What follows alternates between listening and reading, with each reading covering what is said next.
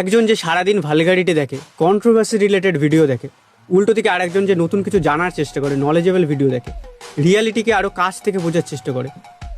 এবার এরা দুজন যখন একটা গ্রুপে সিরিয়াস আলোচনা হবে, এরা যখন দুজন মুখ খুলবে, মুখ দিয়ে কিছু বলা শুরু করবে, কার কথাটা মানুষ মনোযোগ সহকারে শুনবে? অবশ্যই যে ভালো দেখেছে, ভালো শুনেছে।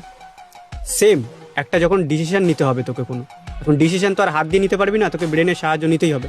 তো কার ব্রেন একটা ভালো ডিসিশন নিতে পারবে? অবশ্যই যে ভালো দেখেছে, ভালো শুনেছে, ভালো কিছু তার ব্রেনকে দিয়েছে খেতে, সেই ব্রেনই ভালো কিছু ডিসিশন নিতে পারবে। সেম ব্যর্থতা সবার জীবনেই আসবে, কিন্তু কে ওটা থেকে নিজেকে তাড়াতাড়ি রিকভারি করতে পারবে? অবশ্যই যে ভালো কিছু দেখেছে, ভালো কিছু শুনেছে। এবার বুঝতে পারলি ভালো দেখা, ভালো শোনা কেন এত জরুরি? এবার অনেকে কমেন্ট করে না যে এর ভিডিও দেখে তোরা জীবনে কী এমন করে নিলি? তাদের উদ্দেশ্যে আমি বলি, তোরা ভাই ওই পানা পুকুরেই থাক।